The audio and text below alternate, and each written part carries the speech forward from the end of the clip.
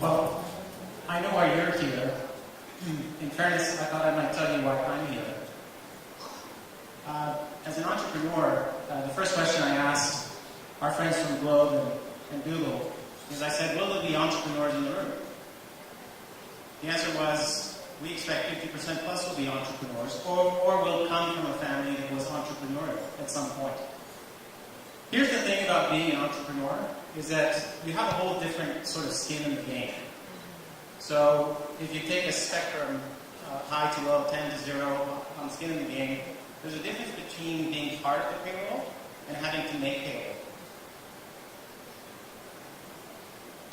I'd like to start with a few family experiences I've had. I consider myself most an entrepreneur that has a healthy family. And I mention that because for the entrepreneurs in the room, I'm sure you'll appreciate how challenging it is to be an entrepreneur, having to be the one that actually takes money out of a saving account to make payroll. The family experiences that I've had recently is, for example, I was in Canada with my family, my wife and the 3 kids, and we were in rural Canada, and we stopped at a junction, and my son pointed to the right, and there was a Google car. And he said, "Dad, how did Google get in the car?" And it was my first experience. I don't know how many of you have seen the Google car. This is the car that has Google branded on the sides. It has this big 360-degree camera on the top. And it's going around rural Canada as well as most any other country on the planet. And they are collecting mapping content. Now, you heard in the introduction, we are in the business of helping independent hotels to do a good job at selling their rooms online. And one of the things that becomes very relevant to a hotel, as you could well imagine, is the map. I would challenge all of the entrepreneurs, the SMEs in the room. One of the questions that I think I term these deep dive questions, meaning very questions that you need to start thinking about. And if I were an SME, CEO, or a member of the team, I would be asking, what Google is doing with maps? How is that going to play out? And then what should I be doing about something like Google Maps? And I'm going to show you a little bit of what's going on in terms of Google Maps with hotels, but it ties in very much so with the Google AdWords platform. But since you're not all hoteliers here, I don't want to spend too much time digging down into the hotel industry. But I will say that if your business, in any way, shape, or form, if maps matter, it's a question you need to be addressing. Not just 10, 15 minutes over lunch. You need to deeply be addressing, what do we do about Google Maps? The poll question that was asked was something along the line, well, what is the most valuable brand on the planet? The Google team will be happy to see that you all think that is Google.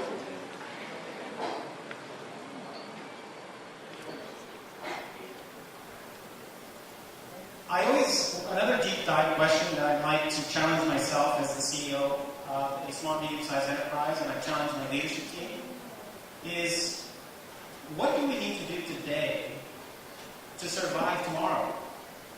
What are those things we need to be focusing on? So let's look back 10 years.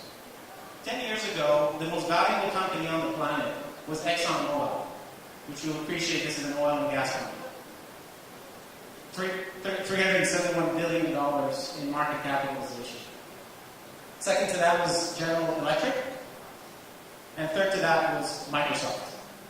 This is 2005. What's happening now, today, in 2015, 10 years later? Exxon, that didn't do very well. Google is now the third largest enterprise on the planet. ExxonMobil has been bumped down to number 2. So who's number 1? Think about, if I asked you, if I was on this stage 10 years ago, and I pulled out the Nokia in my pocket, and I said, how many of you have Nokias in your pocket? About, I'd say 50-60% of you would have said, I have a Nokia in my pocket. How many of you have a Nokia in your pocket today? So there's winners and losers, and I think as an SME, especially as the CEO or member of the leadership team, we need to be asking ourselves, what do I need to do really well today so I'm still around? And one of the things that is very obvious in today's session is I think every enterprise, whether you sell products online or not, one of the key deep dive questions that I would encourage all SME executives to think about is how many fanatical customers do I have online speaking well about what I do as a service or a product? Now this becomes crucially important for hotels because we have this thing called TripAdvisor. Has anybody here not used TripAdvisor? TripAdvisor is now the most visited travel website on the planet. 300,000 unique visitors every month. That's more than Agoda, Expedia, and Priceline put together. So reputation management, when I talk to the hotel business, has become super uber critical. In fact, if I meet with the general manager of a hotel, and before I meet with them, I go to TripAdvisor and I see if there's somebody at the hotel responding to the reviews, positive and negative, particularly the negative. If I see they're not responding, and within 10 minutes, I ask the general manager, why aren't you responding to reviews online? And I can tell by what he said that he doesn't think it's important. If I can't convince him that it's important, I don't take the partnership. A hotel general manager who doesn't truly understand the importance of managing their reputation online. When, let's go to traditional versus digital marketing. You guys as consumers, what would you value more? What the hotel is saying about themselves because some marketing person put an ad in the paper? Or would you trust more what the person that checked out yesterday said about the experience of the hotel? It's real time. Every single day, hotels have people checking out at the front desk, and before they even get to the airport, they've written a review about their experience. It's real time, and it's relevant. So the most valuable brand on the planet today is Apple. Now, I'm going to share their market caps, and I'm also going to share how much they earned per month in their last quarter. Because as an SME, on one hand, we can aspire to be the next Apple or the next Google, but I don't spend much time thinking about that, frankly.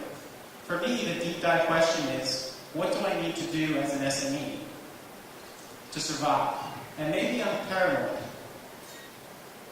But I suspect that the true entrepreneurs out there, or the aspiring entrepreneurs, being an entrepreneur is risky. And so you will do well to be paranoid about what do I need to do today so that I'm truly, the entrepreneur before me said this very well.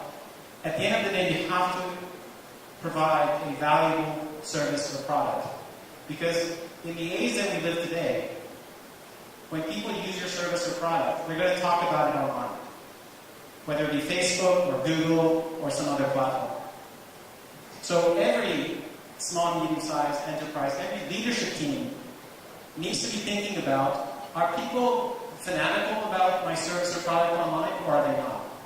Because if you have more and more people complaining about your service or your product, online will kill you. The person that wasn't happy and complained, they can share that with the world instantly, real time. So Google is currently worth approximately $358 billion, and they earned last quarter $4.4 billion after tax. That means that Google earns approximately over $1 billion every month in profits. Now, isn't that something to aspire to? Over $1 billion per month in profit. This is not sales. ExxonMobil, $6.6 billion.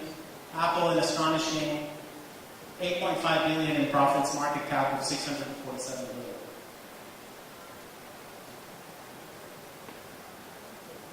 Are you surprised that Apple and Google are the two of the three most valuable companies on the planet? If there was no other thing I would say to you today in terms of the need to take digital marketing seriously, all you need to remember is you need to remember those numbers. two of the three most valuable companies, they weren't the most valuable companies 10 years ago, are now Google and Apple. Why? Because if I check your pockets today, all of you have either an Apple phone or an Android phone in your pockets. Another company that didn't make it, BlackBerry. Right? If I'd done this 5 years ago, 10 years ago, I would have pulled out BlackBerry.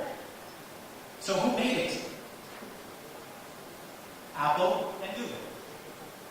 And so the way in which you go about doing and thinking about digital marketing, should you decide that as a core competency you need to be doing Google AdWords, which is the biggest advertising platform in the world?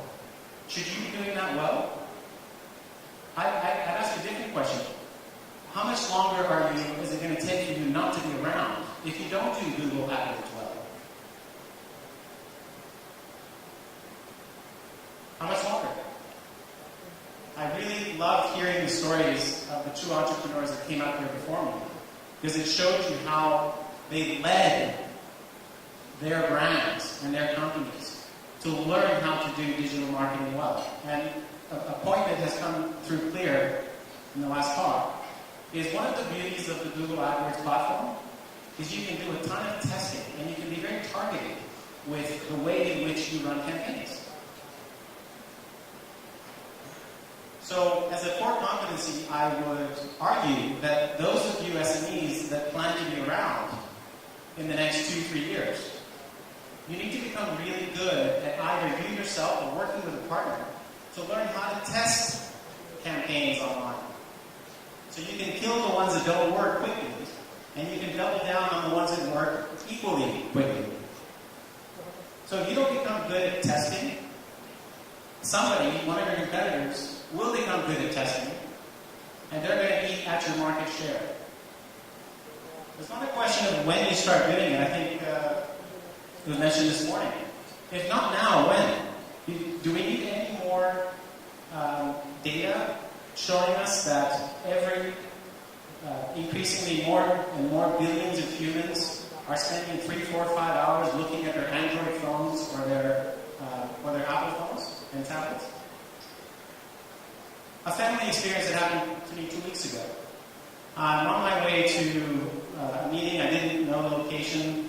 My driver from work was driving the car, and he said, "Sir, what's the building or the address?" So I told it to him. And he pulled over and he said, "Just give me a minute, sir." He took out his Android phone. It's his phone, I don't pay for it. He hit the Google Maps app.